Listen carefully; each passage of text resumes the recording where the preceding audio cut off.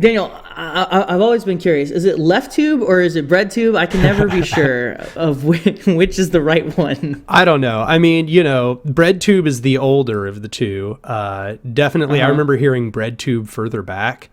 I think that bread tube is originally what they were calling it because a lot of those early YouTubers were like anarchists, and so it was a reference to conquest of bread.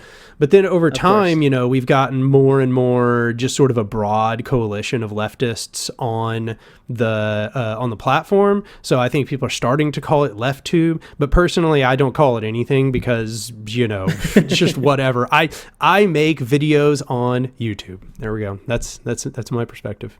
Fuck yeah. Well, joining me this week on Coffee with Comrades is Daniel Baryon, better known by his alias on YouTube, Anark. Welcome on the program, my friend. Good to be here. Yeah, for sure. Well, listen, for folks who don't know who you are or aren't familiar with your work, Daniel, what is Anark all about? Anark was a channel that I created because I saw what I thought was kind of a void in YouTube spaces. There were only a few creators really doing this task of really deep diving into theory, and it seemed like what everybody was basically doing was creating these channels where everything was boiled down to the level of what they thought the average person's knowledge level was. Whereas I wanted to make a channel where I sort of I guess you might say, respected the intelligence of my viewer, which is not to say, of course, that they were doing otherwise, but I think people know what I mean when I say that. Essentially writing video essays and inspecting theory at, I guess you'd say, kind of like a bachelor's or a master's level, kind of varying between the two, and really laying out all of the details I thought were truly necessary to understand the topics at hand, instead of shying away or attempting to analogize, really just giving the topics the attention I thought they deserved. So that's the channel, and it focuses on anarchist and broadly socialist or communist, libertarian socialist theory.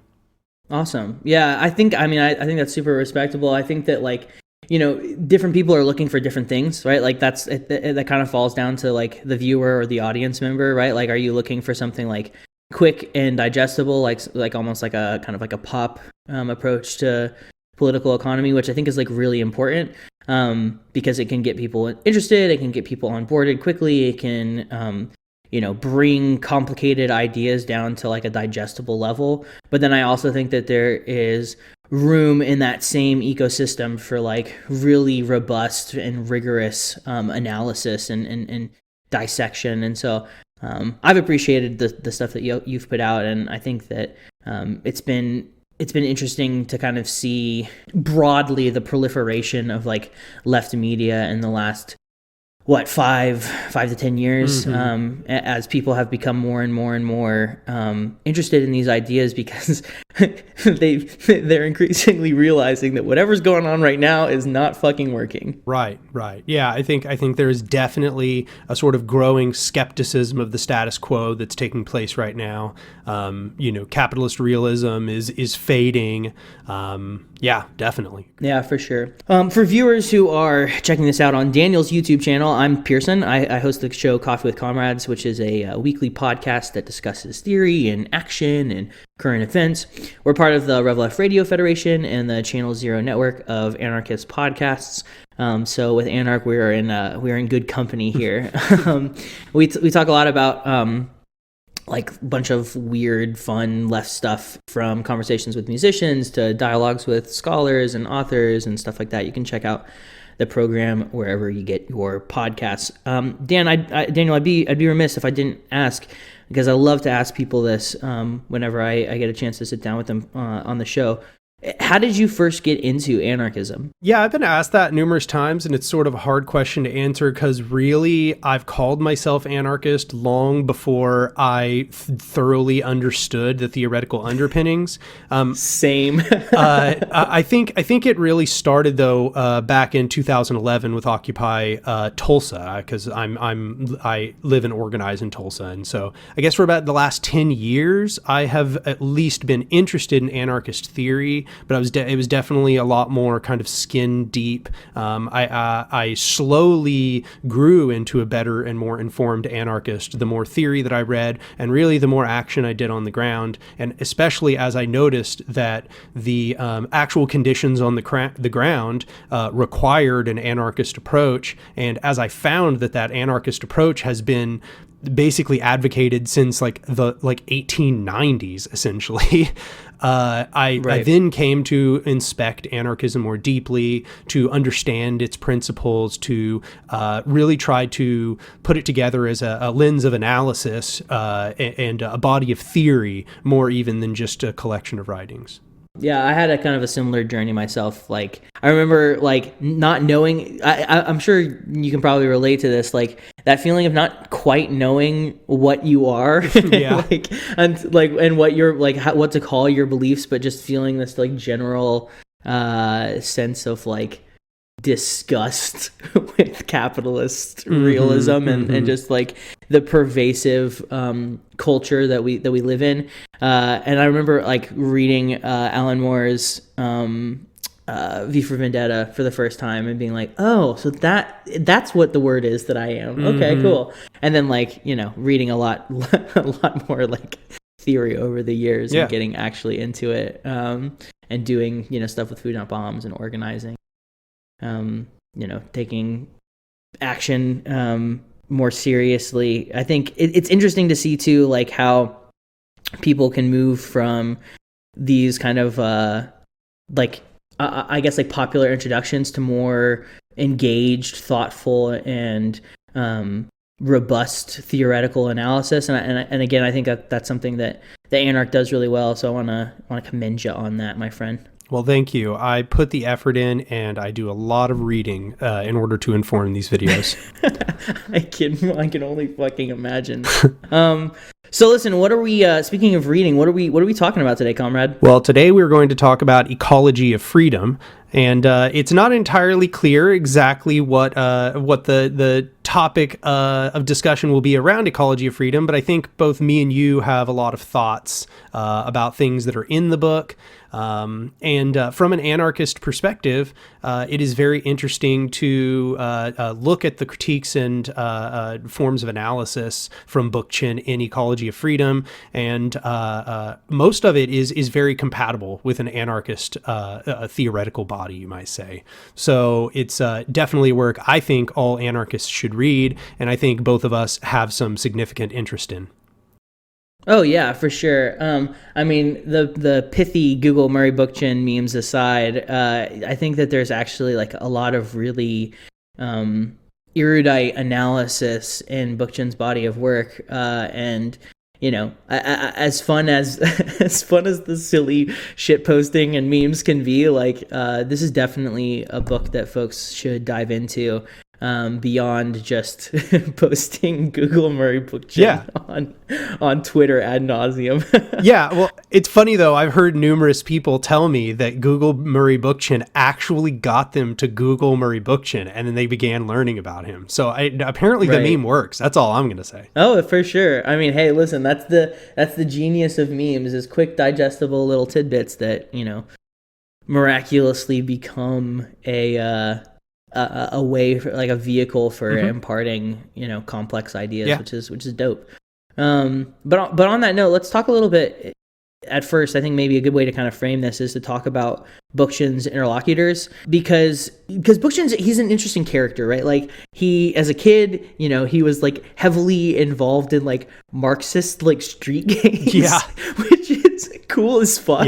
And like, he was really interested in Marxist Leninism, and then he transitions into anarchism, and then I think Ecology of Freedom is really a big part of this.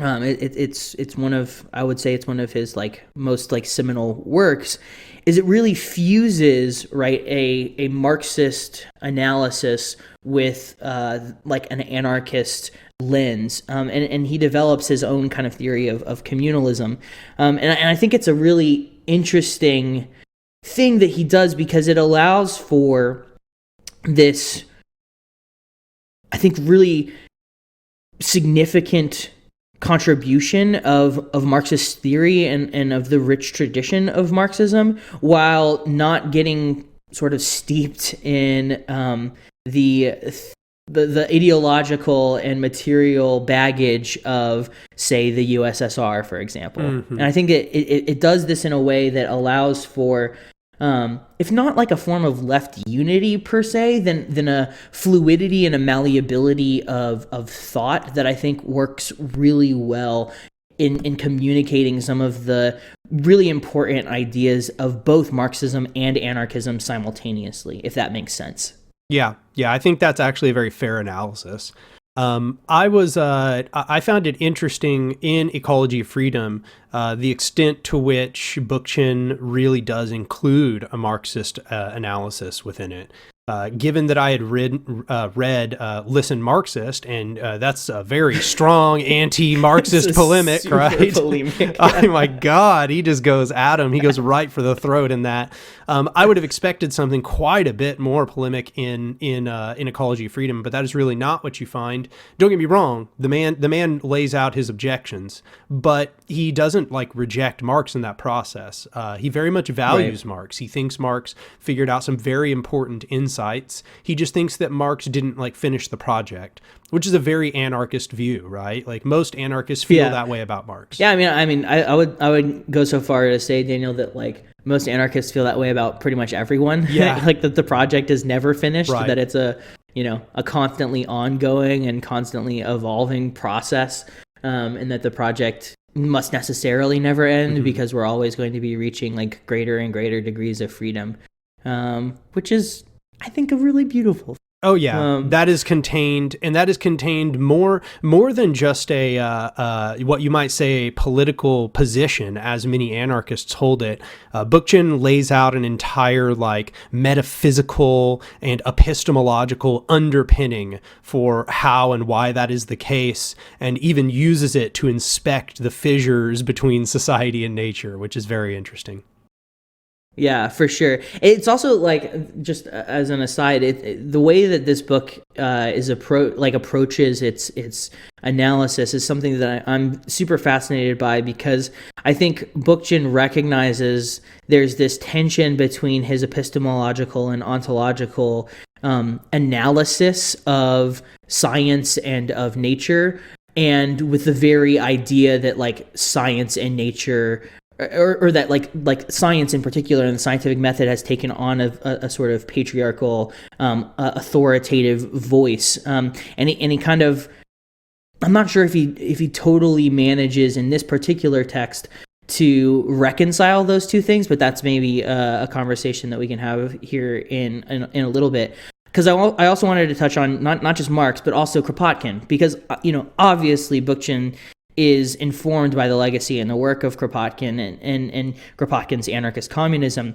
And I think that informs this text in some really interesting ways, just in the same way that Kropotkin's The Conquest of Bread informed Bookchin's Post-Scarcity Anarchism. Because Post-Scarcity Anarchism, right, is this idea that we're going to be able to create the conditions for an absolutely free society because there is an excess, a surplus of the materials that people need in order to survive. So we no longer need to work to survive, but we can use technology in a liberatory capacity and find leisure and joy and desire as part of the revolutionary struggle, which is very similar to what Kropotkin's doing, right? But he's almost in this interesting way kind of modernizing Kropotkin for his particular time and doing a very similar programmatic kind of approach that Kropotkin tried to adopt when he was writing. Agreed. Yeah.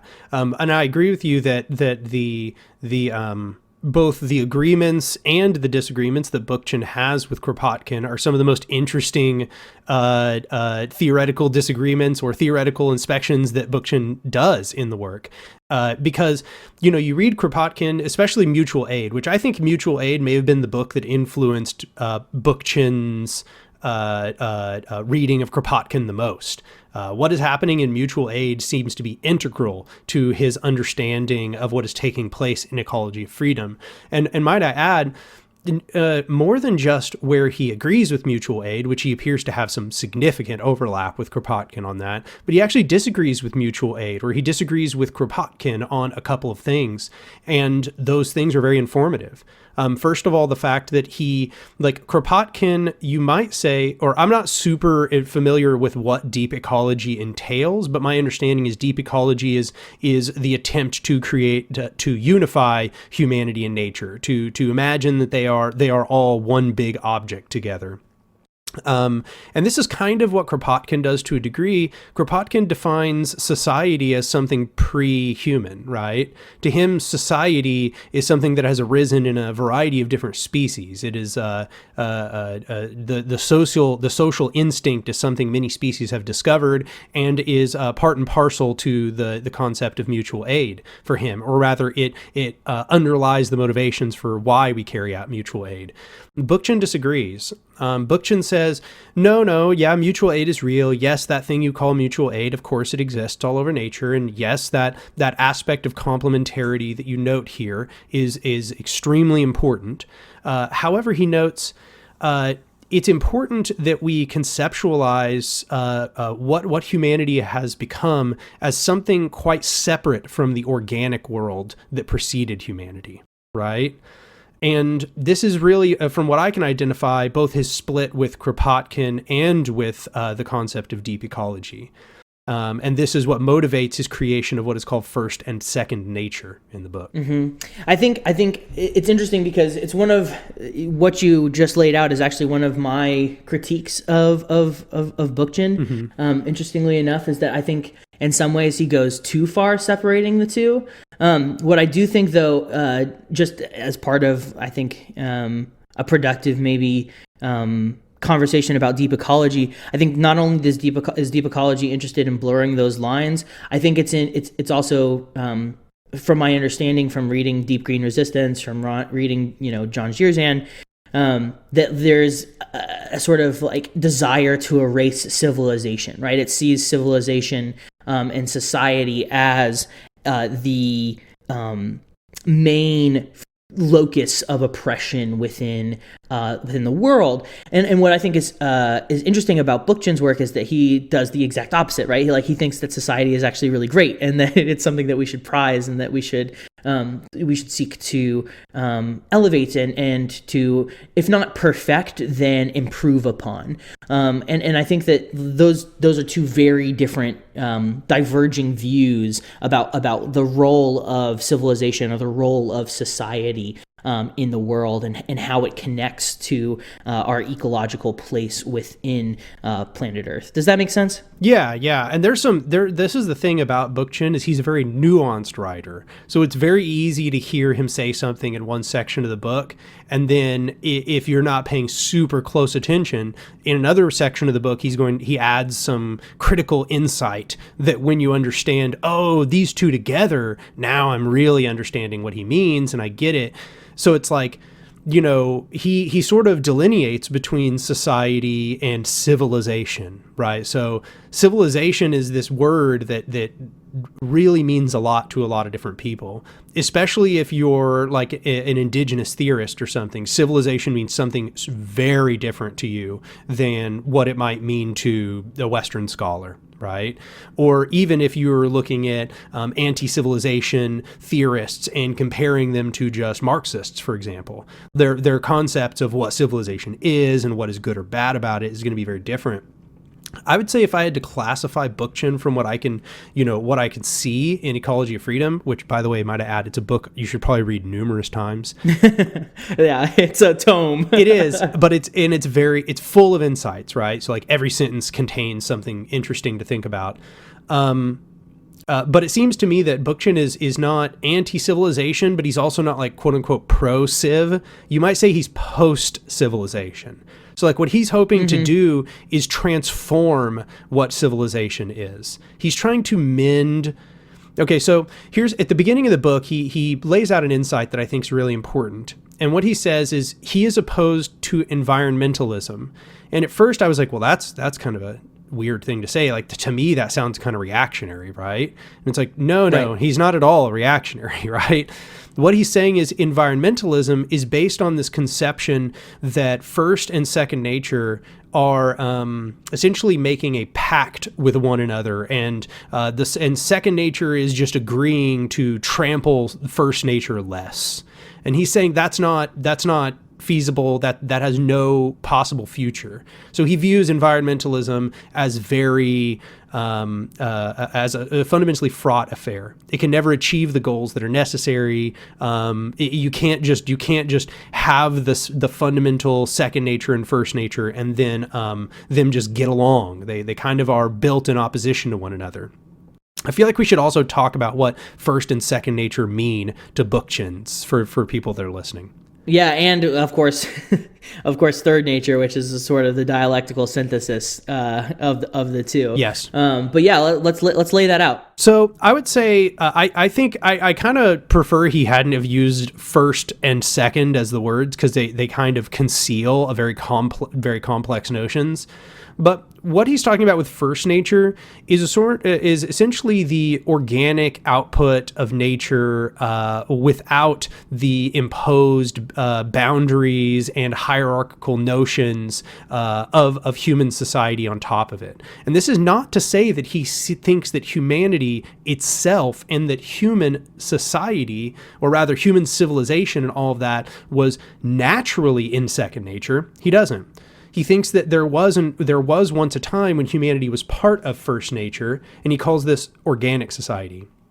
So second nature to Bookchin is essentially a fundamentally unique way of organizing our species and our infrastructure and our cities and our technology and our conceptions, such that it is no longer fundamentally contained within the original ecological functioning that we arose from. First nature, that is. So for Bookchin, first nature is predicated upon this concept he has. And this is something I've been seeking to understand more deeply, because to me, it's one of the most interesting parts of what he's laying out. And that is, first, he believes that the universe is building through more and more and more complex forms, okay? Not consciously, he's not a panpsychist, but he believes that the universe is building more and more complex forms, and that as it builds more and more complex forms, there is a tendency towards complementarity, intentionality, and consciousness. He doesn't believe that every single atom contains consciousness. Once again, he's not a panpsychist, but he believes that there is a teleology of development in the universe, and that this teleology is towards consciousness, intentionality, and awareness of the universe. Okay? And complexity as well, yes. Right? Like, it's becoming more and more and more complex, more and more, and not just like awareness of the universe, but also awareness of the self. Yes. In addition to that, right? Which I think is also like really crucial. But go on. This is perfect. Yes, I agree with you 100%. So what he then thinks is that organic nature, the nature before humanity built all of modern civilization, was the natural production of that impulse coming to fruition upon planet Earth, you might say, such that now that it has built into something more complex than atoms and molecules and planets and asteroids, it has now even grown into self-perpetuating beings, which now quite, in a much more profound way, contain this intentional, complementary, self-knowing, universe-knowing impulse, which he sees as teleological of how the universe is built. And he then sees humanity and its consciousness and its sensitivity to its environment and its sensitivity to itself and its ability to develop complex ideas as not a bad thing at all. In fact, quite the opposite. The natural outcome of this teleological impulse of the universe to create a more knowing thing, right? So he sees humanity as good even. He sees it as, maybe if you see it in this perspective, humanity is the highest expression of this impulse. But, he says, this has allowed humanity a profound control over nature. and over its own environment, such that as it has now established itself as above nature, it has now created the notion of hierarchy. He says hierarchy does not exist within first nature. First nature is about complementary notions. It's about things feeding off of one another in a variety of different ways of interacting, symbiotic relationships, including predatory ways too. Yes. Like ways that are maybe not immediately, you wouldn't think of as immediately complementary, right? Like, yes. It's not immediately evident that when a predator preys upon its prey, that is a complementary relationship. But he's resisting the idea that we should hierarchize those types of relationships and say that the predator is somehow above the prey, because in many ways it's a much more complicated relationship, and we can't read it in that same linearity as we perhaps read other parts of, and other aspects of human society. And in fact, that when we do so, we are projecting human society onto first nature. Agreed. That's exactly what he's saying. And he's saying that, and this kind of stuck in my craw a little bit, because this was a little bit, to me, this kind of felt like a very delicate way of trying to absolve nature of its brutality, but he's not at all. What he's basically saying is, no, the predator and the prey really do kind of need each other, right? Like the predator, if the prey were to boom wildly out of control, that would actually be bad for the predator to some degree, and vice versa. If the predator boomed out of control, that would be bad for the prey and the predator. Like, it's just, they need that delicately interconnected ecological relationship. They rely upon one another, and there is no resentment within nature that this process should play out. Exactly. And I think crucially to your point, right, that they need each other is his prizing of diversity, right? And this idea that, like, diversity is not only something that we should seek, it's something that is a necessity for life. Yep. Right? For life to actually flourish, there must be diversity. And I think that, like, that principle can be broadly applied not just to our understanding of first and second nature, but also our understanding of politics, our understanding of community, our understanding of how we can begin to, as the subtitle of the text might say, to dissolve hierarchy, right? We have to think about diversity, and it's on that note of hierarchy that I kind of want to, like, turn to that subtitle, because I think it's a really interesting intervention, and like so much of Bookchin's work, it is a incendiary polemic, right? Right? Because the subtitle of the book is The Emergence and Dissolution of Hierarchy. And throughout the text, Bookchin really identifies hierarchy as the primary locus of oppression.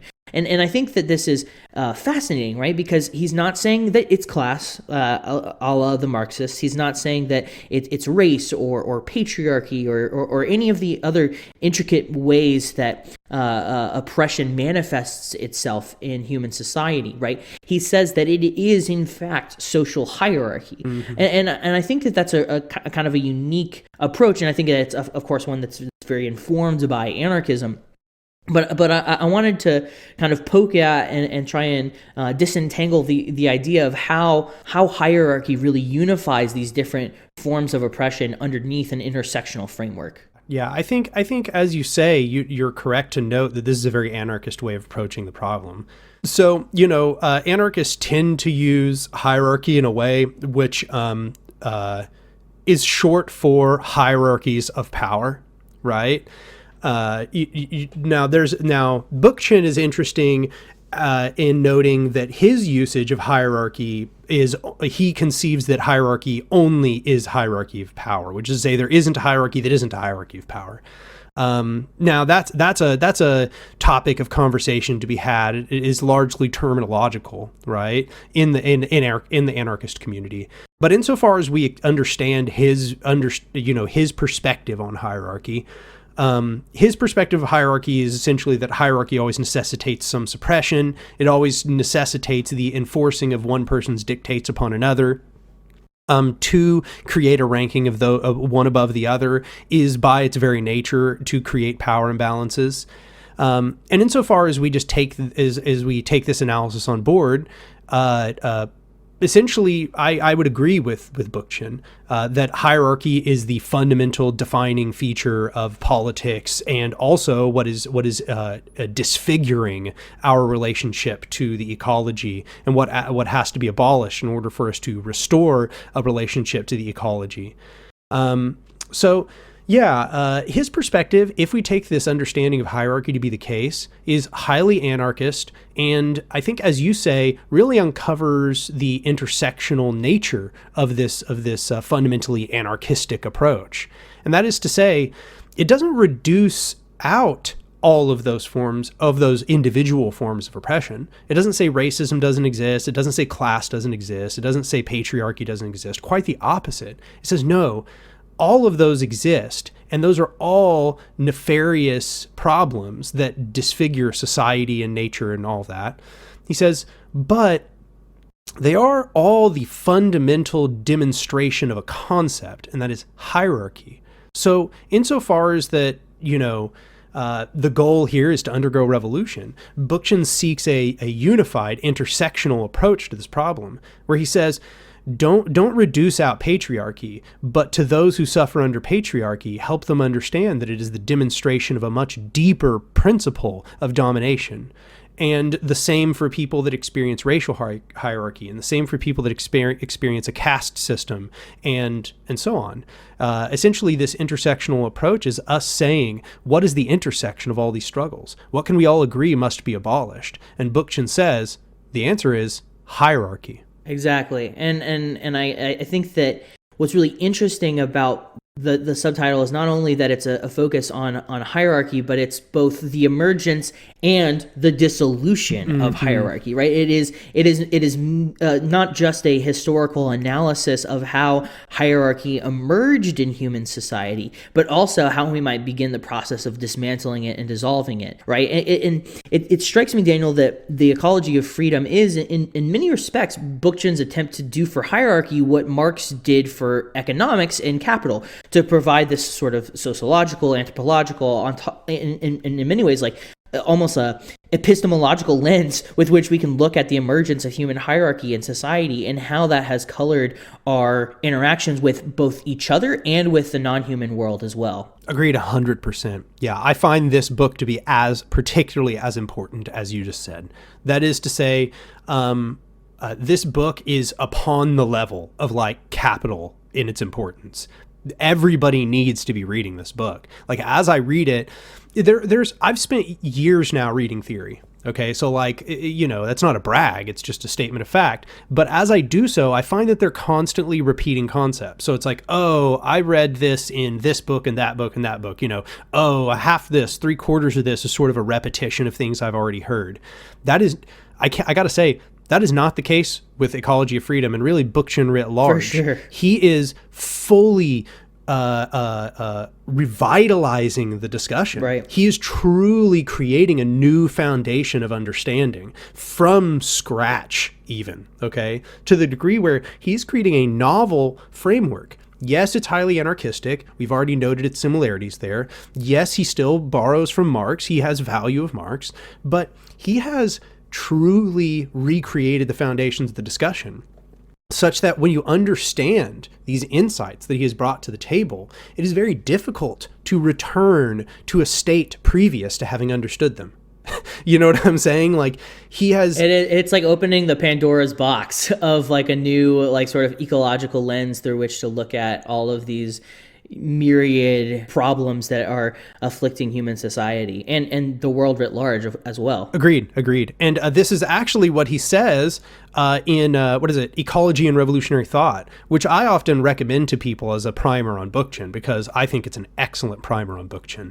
But what he says in there is he lays out how throughout history, science has one science or another, as it has undergone revolution, it has created an ensuing ideological revolution or conceptual revolution in the peoples of society, right? So, we've got Copernicus, we've got Einstein, we've got the quantum physics. The examples there's a lot, right?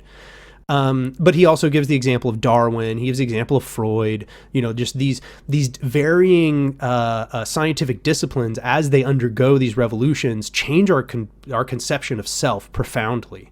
And what he's suggesting is that the revolution at hand must be one predicated upon a new maybe not a new understanding of ecology, even though yes, but fusing ecology with the political realm, understanding the importance and the impact of the discoveries of ecology upon politics. And he sees the true fusion between the notions of ecology and the notions of anarchism as sort of occurring here in this communalistic impulse. And he calls it communalism. I think it's highly anarchistic, to the degree I still see it as a kind of anarchism. Yeah, I mean, I feel the same way.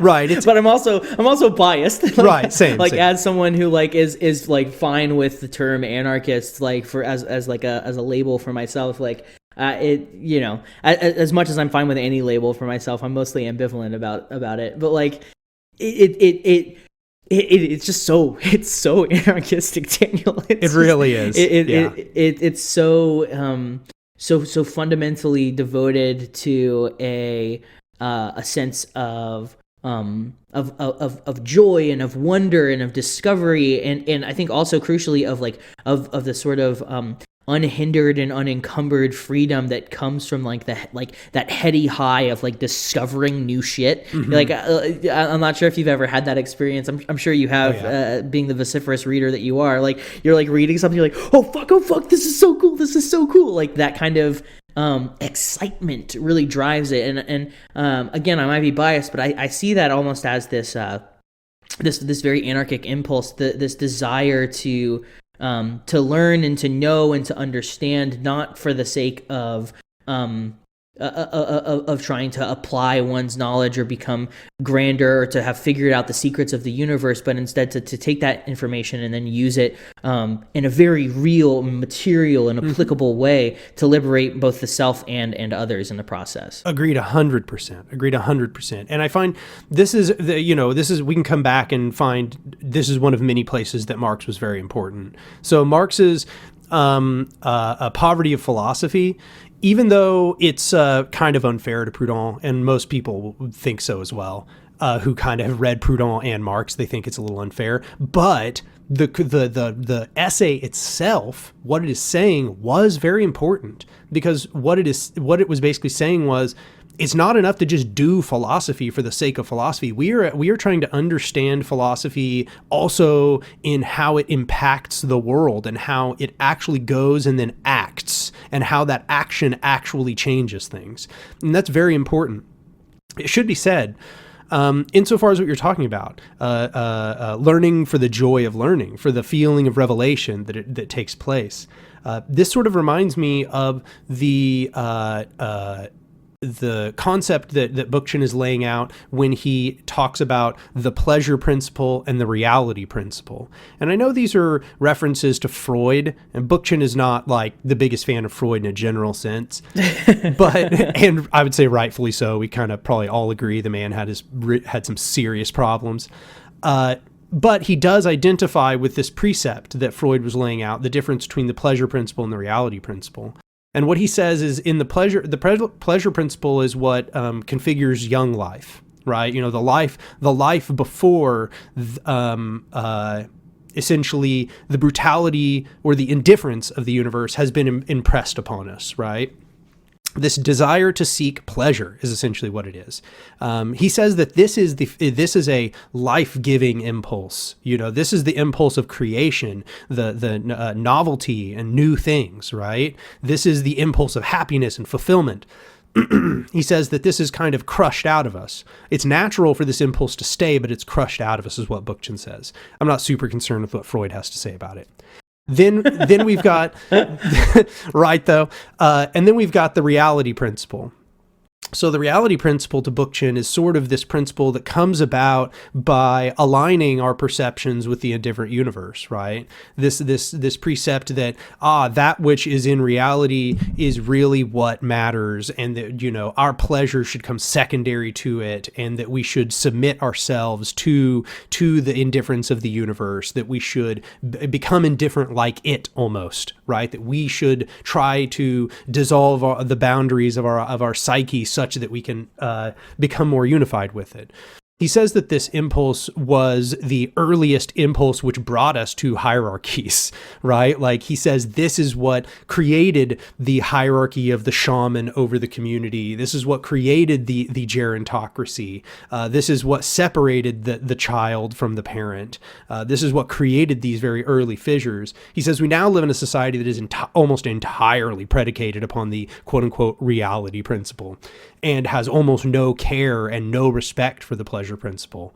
Bookchin seeks to return us to that pleasure principle to a significant degree. I haven't read enough Bookchin to know whether he wants to have a society purely predicated upon the pleasure principle, but knowing what kind of nuanced person he is, I can only assume that he wants a more healthy, complementary dynamic to be established between them. Yeah, for sure. I think that that's fair. I mean, I'm not going to pretend that I've read everything Bookchin ever wrote, but I will say that I've gone down the rabbit hole, and I definitely think that idea of the pleasure principle and the reality principle animates his work, and like all things in Bookchin's work, I think he's interested in the dialectical synthesis of the two, right? Where Yes. they mediate each other and inform one another and provide the room in the space and the freedom for people to move fluidly between both.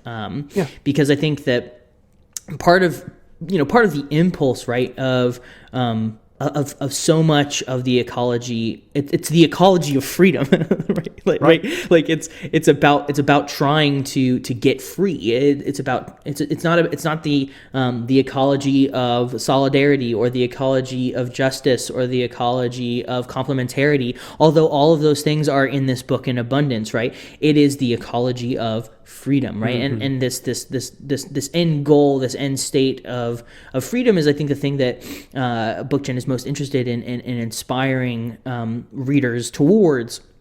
And I think that that's really crucial because it again kind of points back to an understanding that for all of the nuance, for all of the concern that Marx had with the material world, his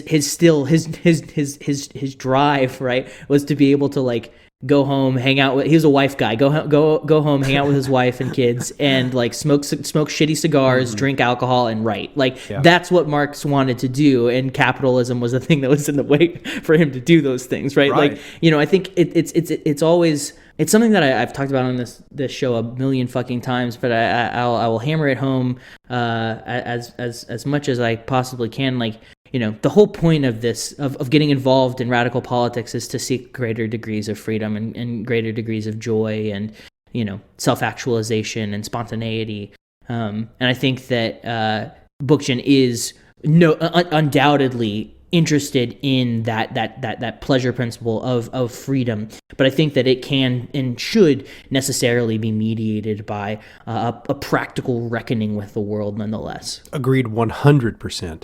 And I gotta say, Bookchin, one of the things that makes Bookchin so notable is this fearlessness with which he returns to all of these topics, which have been considered so settled on the left for so long.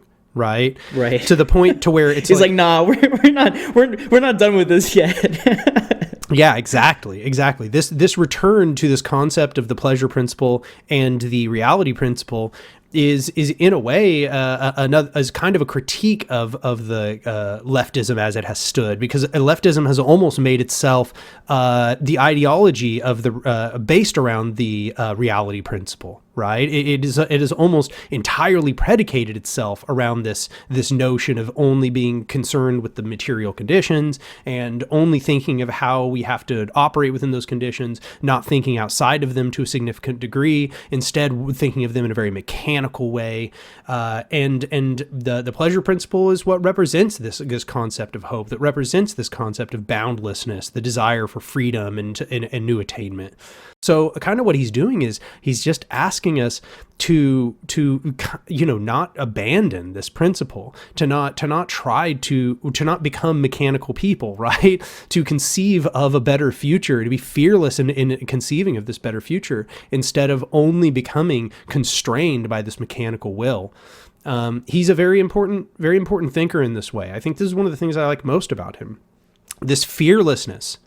Daniel, I think that people tend to identify that sense of hope and desire as almost like childlike, or dare I say utopian. Mm-hmm. But I think that it is one of these things that I think really makes the difference between the ends being the means, or the ends justifying the means, right? Like the likelihood. Sad as it is to say, the likelihood of us living in a post-capitalist world is essentially nil. It's slim to none, right? But would you rather? I guess the question that I think all people who are committed to revolutionary work should pose to themselves is, are you going to be a sort of slavishly devoted to the revolution, the capital R revolution, and sort of all of the masculinist and I would say like toxic militancy that kind of necessitates, or are you going to try and live in a way that is free so that you can prefigure and provide for the conditions for that type of society to begin to flourish in the first place? And to me, the answer to that question has always seemed self-evident. But I don't know. It's one of the things that I think really animates this text is that that singular desire to not lose sight of joy and of freedom and of transformation, whether it's the transformation of oneself as you learn and develop and grow, or the transformation of society as it progresses historically, or future transformations of how society could be reshaped and rejuvenated for the better. 100%. Yes. These all of these principles together make Bookchin a profoundly fresh and relieving thinker to read. Okay, so like reading Ecology of Freedom is very interesting. One thing, when I compared it to Capital, I just want to say to anybody who would have ever conceived reading Capital, you should conceive reading Ecology of Freedom. And I mean that it's like, it's easier than Capital. It has less math. Let me tell you that. Yeah, okay. For sure. But it's weird because people will be trying to get into leftist theory and people will be like, yeah, read Capital. That'll be like something they recommend all the time. But then somebody would be like, read Ecology of Freedom. And they're like, I don't know. I heard that was a tough one. And it's like, bro, if you were going to recommend Capital, Ecology of Freedom is going to be okay. Okay, they can figure it out. Don't get me wrong; it's dense though. It's dense. Oh, it is dense. No, for sure. This would not be the first book by Bookchin that I would recommend to people by any stretch of the imagination. But I do think that your assessment, Daniel, that it is of a caliber similar to Capital in its sweeping scope is accurate. And I think that. It's interesting because I think that people would be more interested in what Bookchin has to say than they would be with Capital, which isn't to say that the Capital is not a seminal work, and I don't want to get bogged down in comparison the comparisons of the Ecology of Freedom and Das Kapital, but I think that this is a much more approachable work, and in large part because it was written in 1982, right. And not in the 19th century. But I think that there's also an element of just like again, it's that spontaneity, that fun, that pleasure that you get while reading the book. Although Marx is definitely sassy, if you want to read Marx's more like polemic work, you need to look at his letters. You need to look at some of his shorter essays. Das Kapital is like his like life's work. It's not, you're not going to find like the sassy Marx in Capital. But if you want to find something that's like fresh and exciting, I would point people towards this. It's like way more approachable. Yeah, and the thing is like I think that people could probably handle this book if they devoted the time to really understanding what he was saying. If they didn't approach it as sort of like this thing where it's like, oh, I'm just trying to get through it, but instead they really like stopped and slowed down and thought about each concept, I think pretty much anybody who had a commitment to it could understand it. It is just very dense. It's a challenging book, but it's very fulfilling. It should be said, I already had views which were very pro-environmental, which were very anarchistic, which conceived of reestablishing horizontal relations between us and nature. But Bookchin has unfolded an entire new paradigm. I understand why he might have the desire to say, this is no longer Marxist, this is no longer anarchist, this is now communalism. I get it. It really is that thoroughly transformative. I guess just my perspective is it to me just feels like an expansion of them. Right? It just feels like it's really a deepening. Yes, a deepening. In the way he said that, we need to be introducing these new social or these new scientific revolutions in order to understand the ideas that we've already put in place. He's doing so with ecology in a way that I think that it really doesn't matter where you are on the leftist spectrum. This book, you should be reading this book. I don't care if you're a Stalinist. I don't care if you're a Dangist. You should be reading this book. It's very important. You know what I'm saying? I mean, I couldn't agree more.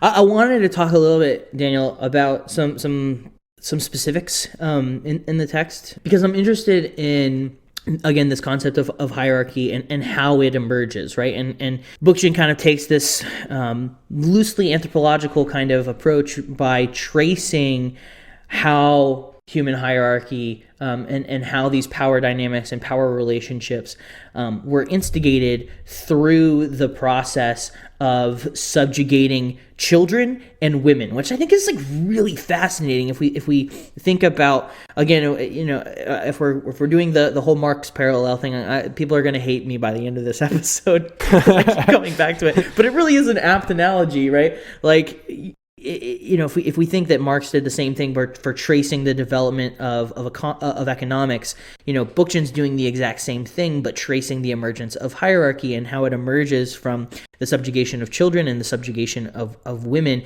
and the implementation, crucially, of like the sort of held knowledge of the elders that is sort of weaponized against the youth. So you want to talk about that a little bit? Yeah, that was also one of the parts I've been most fascinated with while reading the book.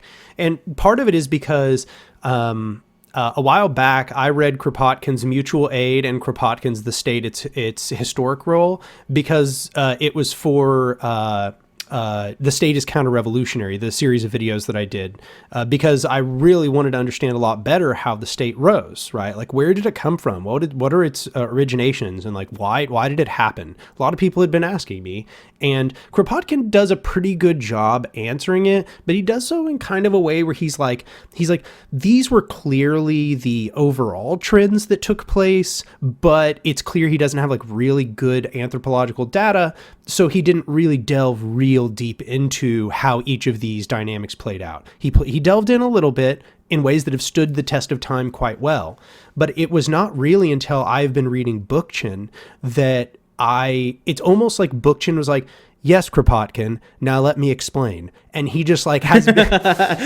hold my beer. For real. It really is that way. So it's like these notions that Kropotkin sort of motions at about how the state, the early, you might say the prefiguration of the state within non-hierarchical society took place.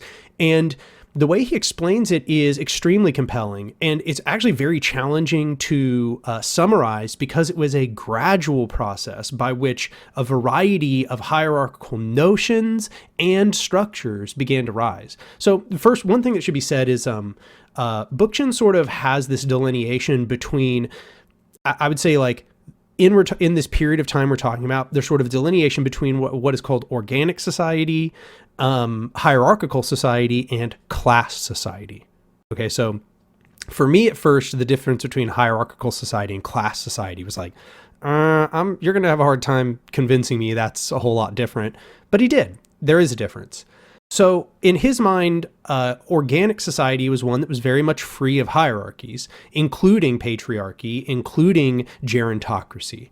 However, it was a very matricentric society, is what he said. Okay, now he doesn't use the word matriarchy. Öcalan uses the word matriarchy, but Bookchin calls it matricentric. Okay, and what he says is that those societies were very much about complementarity, horizontality, finding the strengths in diversity that were needed in order to have functioning village communities. Okay, now what he says is, this process by which the shaman came to represent a spiritual wisdom as he began to grow older and as he began to attain a higher spiritual knowledge, we might say, he became the holder of a sort of power. He became the holder of a very early sort of power, wherein it was a power based upon respect, but people still didn't view him as necessarily like their superior. They just respected his wisdom, you might say. But he had social capital. Yeah, he had social capital. He did.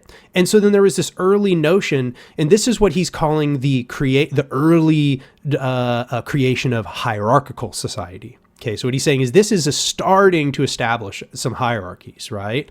Now, as it went on, these hierarchies became more intense. They stopped being complementary. They stopped being horizontal. It went from being more horizontal to being more of this very explicit sort of hierarchical relation. And he says that this planted the seeds for the expansion into the early monarchies.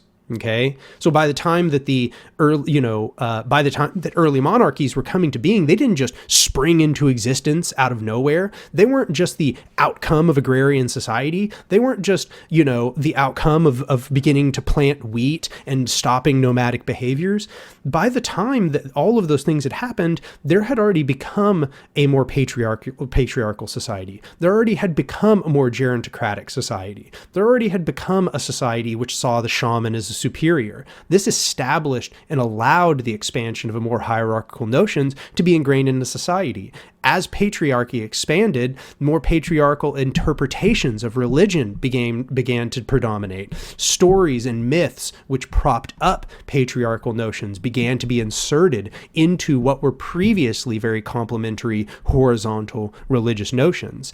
Even animism, even animistic notions, which had previously been notions which emphasized unity between all things in nature, began to be notions that were infused with patriarchy. He gives examples of like the story of Orpheus, where Orpheus goes around, making the wild submit to him, instead of it being a notion where, they had to be wooed, they had to be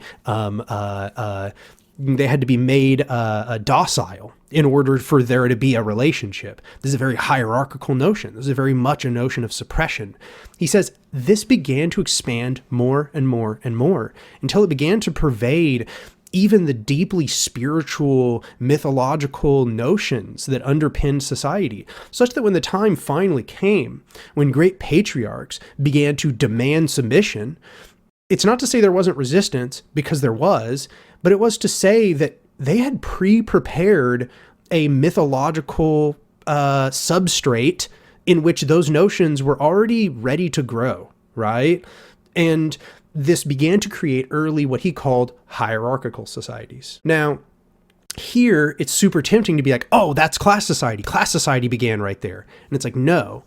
There was still this conception that it's not as if there was an entire class of people at the very top and then a class of people below them and then a class of people below them. That's not really how it worked. Instead, it was more just like the patriarch himself was almost like a class by himself. He was the one above everyone else. And then everyone else was sort of considered, their position of power was about their relation to him, but that relation was variable. It wasn't like in class society, there are these very clear gradations, right? So it's like, we got the proletariat, the bourgeois, the petty bourgeois, and so on and so on. No, that's not what was happening in these early societies. In these early hierarchical societies, there was like, no, this guy's closer to the patriarch, so he's a little more powerful than the guy who's not as close to the patriarch by blood. And these sort of relations were more flexible. They were in flux. The power of individuals by their relation to the patriarch was still not solidified into these castes or classes, right? So what he says is the creation of class society was the establishment of the state institutions to some degree. As people settled down, as these patriarchal notions and these retellings of their mythologies and these retellings of their religions became more predominant, and there was a big feedback cycle with early hierarchical society, they began to establish more rigorously defined classes. And he refers to Plato in the creation of people with gold souls and bronze souls and silver souls and all of that. It was literally the attempt to create this very well-defined series of classes where they just slot you in. Are you in this class or that class? And this was kind of what I just laid out is a very vague or overarching summary of what he's saying this transition looked like into the early creation of the state. Sorry if that was long-winded, but it's a complicated topic.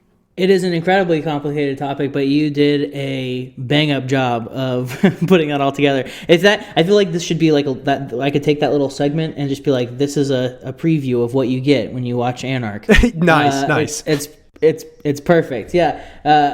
Again, I'll probably say it again at the end, but one of the things I've appreciated about your channel as I've gotten into it is although you do, I don't think you give yourself enough credit, Daniel, because although you do a very robust and rigorous job of introducing complex ideas, you still have that and I can say as a professor myself, you have that educator quality, right? Of being able to convey these things in ways that are very astute and methodical, and I appreciate that about you and about Anark. So kudos.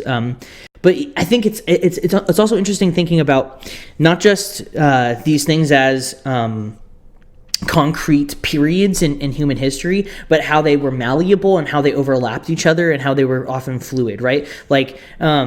The origins of hierarchy didn't just happen in stages, but they were malleable and fluid categories, right? Where we progressed from organic society to hierarchical society to class society, right? It wasn't just three different tiers. It's a fluid and malleable and dynamic approach. And I think that's a really crucial thing to add, because it allows us to kind of recognize that these types of hierarchy can still crop up even if we were to destroy in some future world, we were to destroy hierarchy altogether. If we aren't conscious and cognizant of the ways in which hierarchy begins to supplant itself through the accrual of social capital, then we begin to see how hierarchy could begin to potentially re-emerge, right? And I think that one of the essential lessons of this text, and I think even of anarchism broadly, is a continuous awareness and interrogation of power and how power expresses itself, in a not a reluctance of power or a shirking of power, but a constant and diligent approach to understanding power, which recognizes how easily power can become domination. Agreed, 100%. Yes, and. For me, the fundamental principle at play here is power, right? This is the place where I kind of, you might say, stray from Bookchin to a degree. I think hierarchies of power are the problem. I think that insofar as we're talking about in nature, as a person who's sort of physics brained, it's really hard for me to conceive that we wouldn't talk about a hierarchy of the molecule to the atom and so on, right? But I think the problem really is power. And as you say, the fact that even almost any kind of power ends up being a damaging precept. But also the anarchist recognizes we are seeking a power for the masses, right? Now, once again, this kind of depends on your definition of power, but I think that the central political precept of anarchism is an analysis of power. Who has power? Where is it? How is it exerted? Who is it actually wielded in the benefit of? Who is it accountable to? And so on. I think Bookchin is doing this exact same kind of analysis with his understanding of what a hierarchy is. So I think that puts him in the anarchistic tradition, but it's fine if other people disagree. I'm allies with communalists and social ecologists of all kinds. I consider myself a social ecologist. I'm not sure if I consider myself a communalist, but anyway, I agree with your assessment completely about that being sort of the crucial insight of anarchism is an analysis of power. And I see this work as being perhaps one of the most important works on that subject in the last 100 years. Yeah, well said, well said. Well, you mentioned, Daniel, that you do have some of your critiques of Bookchin, and I kind of want to get into that just a little bit here as we close, because I think that as Foucault says, to critique is to exist, or I critique, therefore I exist, right? Mm-hmm. And I think that, no one and nothing should be above criticism. And I think that although Bookchin does a valiant job of introducing truly unique approaches to some of this content, I think there are moments where he sort of drops the ball. And of course, we could spend several episodes, an entire series trying to dissect this particular text, because it is just so dense with ideas.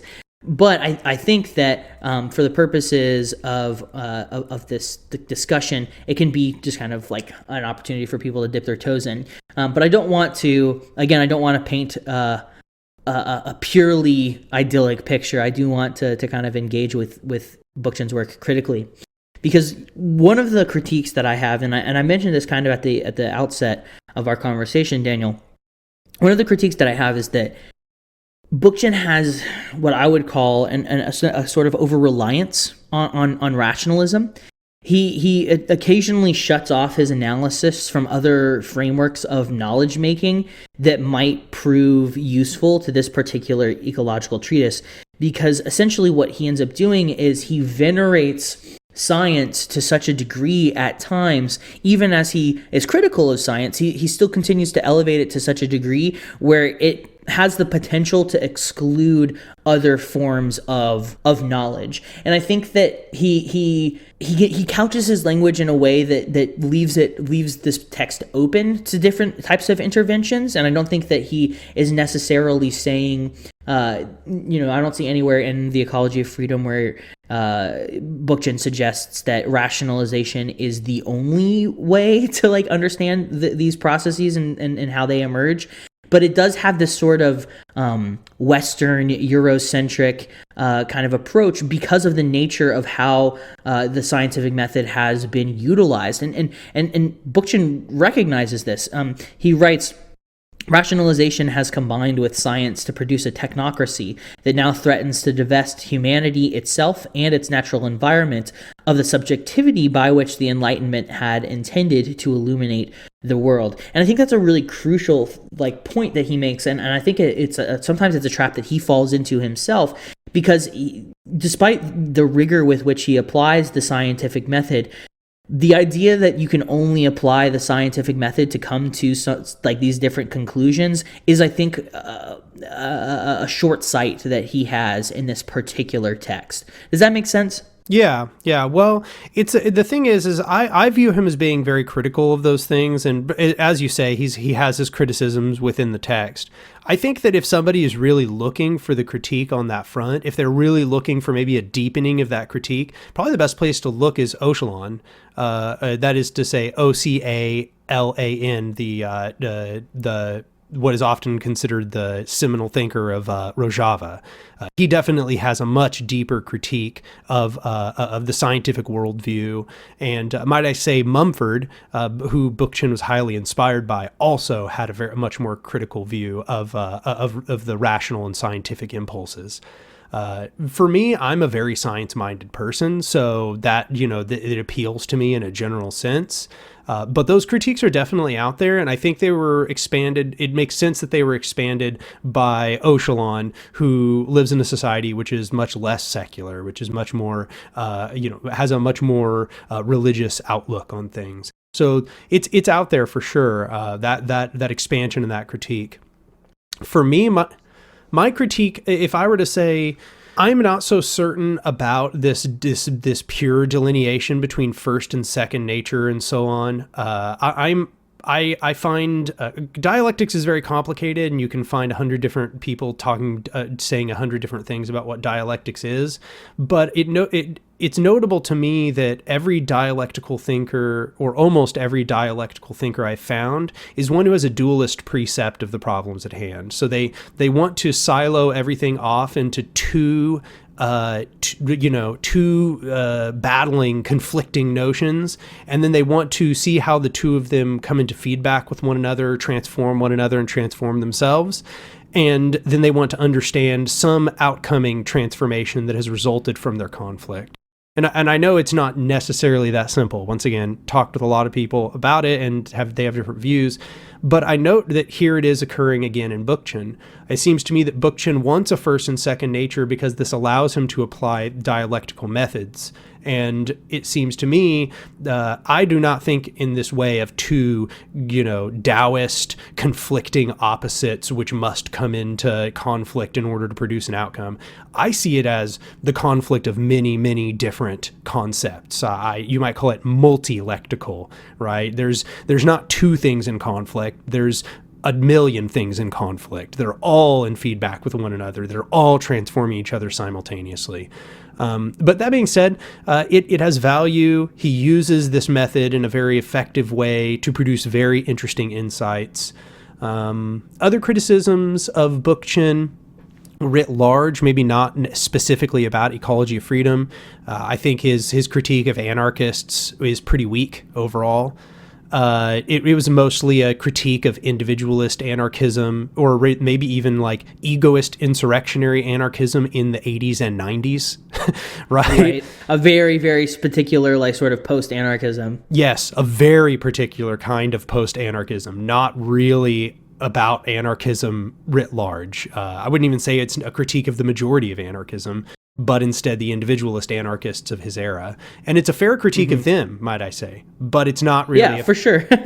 It's a fair critique of them, but not really, I would say, a fair critique of somebody like Bakunin or Kropotkin or Malatesta, Of course. Yeah, the more communal-minded kind of anarchists, it definitely doesn't apply to them in any way, shape, or form. But then again, to be fair, I would say that community and communal-minded anarchists tend to be totally unrecognizable to the particular breed of post-left, post-anarchist type of people that Bookchin was writing about, and who were organizing and at play during that time. When to be fair, anarchism was not in... But then again, neither was Marxism or communism, frankly, at that point. Like that it's so interesting thinking about like the era of the 70s and the 80s and the sort of like sharp decline of like real robust, thoughtful, erudite critique. And Bookchin, to his credit, was writing during that time, but he was like one of the only ones that I've found that was writing during that time that had something meaningful to say, and his work has really only been recuperated I think with broadly within like the last decade or so. Yeah, he was definitely, what I'll say is there was a lot of people writing during that period that it's like worth reading what they say, but they weren't really saying anything new. They were kind of just like regurgitating old disputes from the previous 100 years. Whereas Bookchin was actually attempting to generate something new and novel during that period. And so it was probably very frustrating to be talking with a bunch of anarchists who were like stuck in a very rigid form of understanding, who really were not trying to think necessarily for themselves, but were really trying to mimic a sort of purist anarchism based upon a highly individualist writings. So I can understand what his criticism was. I get it. So that would be one criticism. My other criticism is I really don't think his libertarian municipalism is a lot about building dual power, which I'm super down for, all about prefiguration. But there's also like some encouragement that people do like electoral politics, that they try to enter seats of power within government.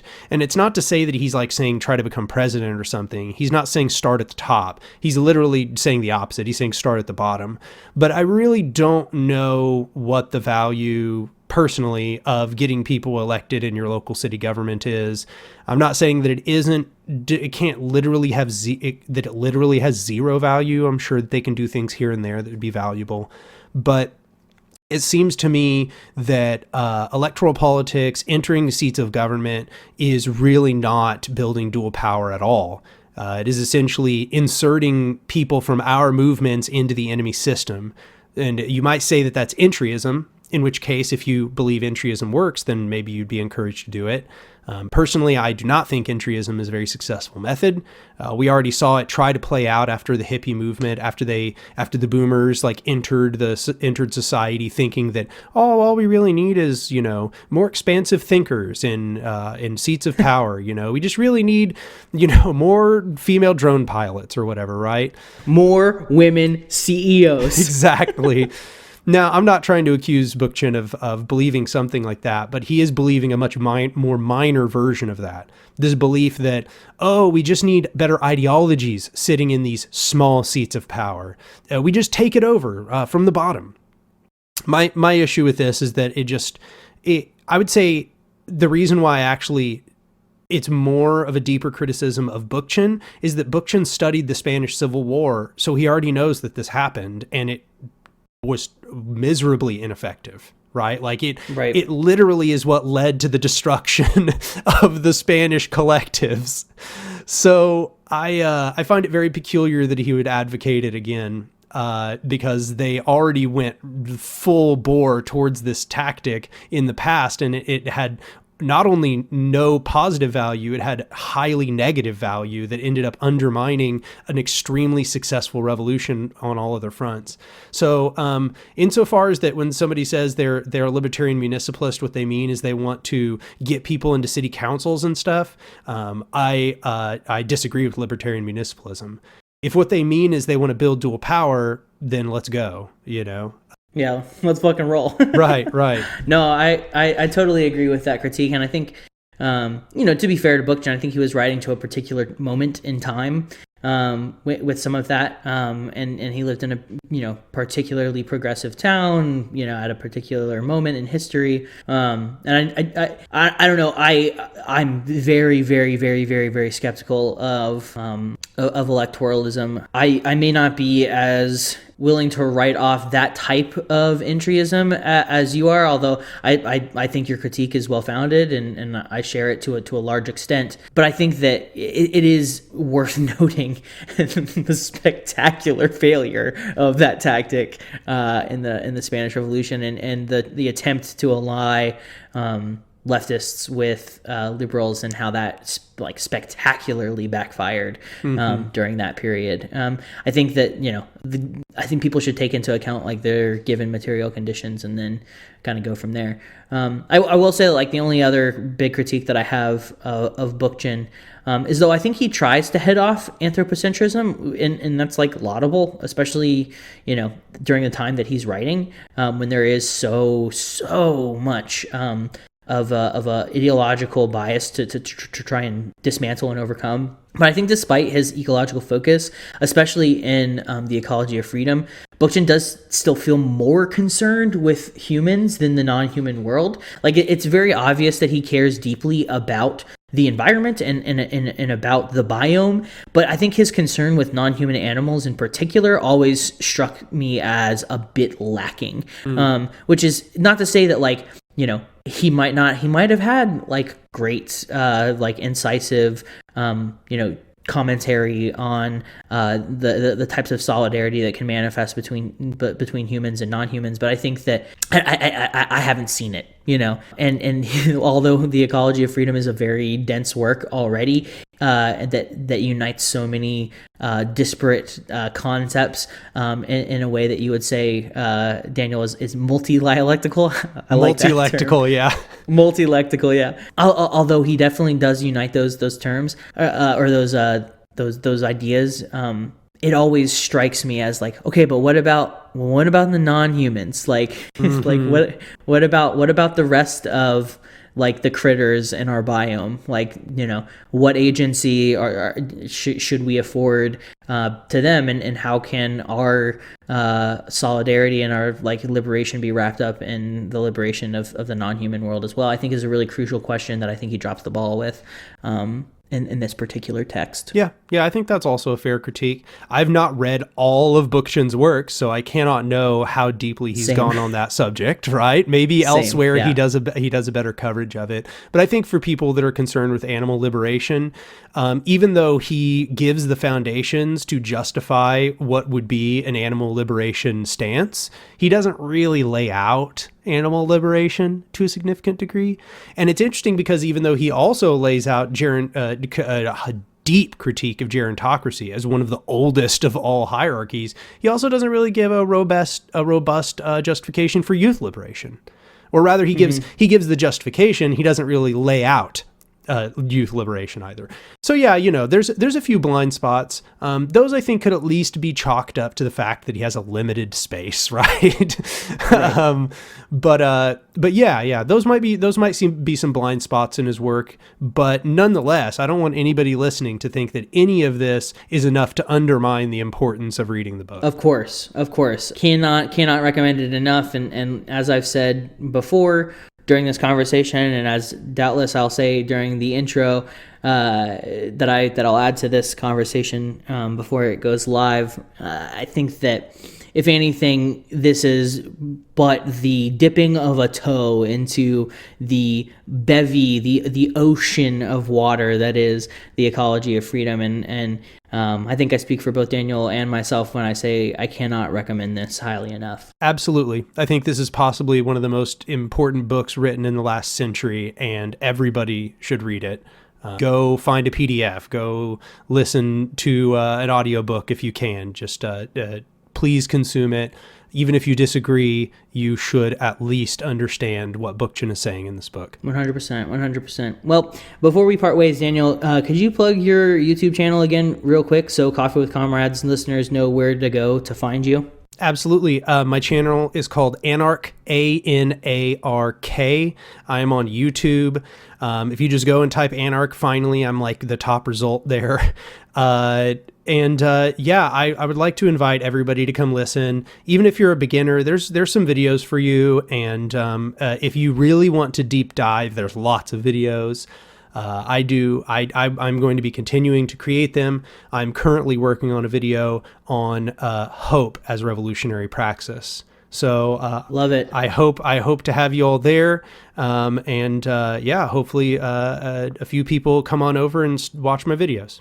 Fuck yeah. Big Dostoevsky energy on the hope as a revolutionary revolutionary basis. That's awesome. I'm excited to see that and see how it emerges.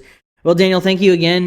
This has been a real pleasure. Like I said earlier, I cannot recommend Anark highly enough. Super incisive, like robust, rigorous, thoughtful analysis that's also still somehow, despite the complexity of the issues that you grapple with, incredibly approachable and like fun. So definitely check out Anark. Cool. Well, thank you so much for having me on, and I really enjoyed our conversation. Likewise, my friend. Solidarity. Yep. Solidarity forever.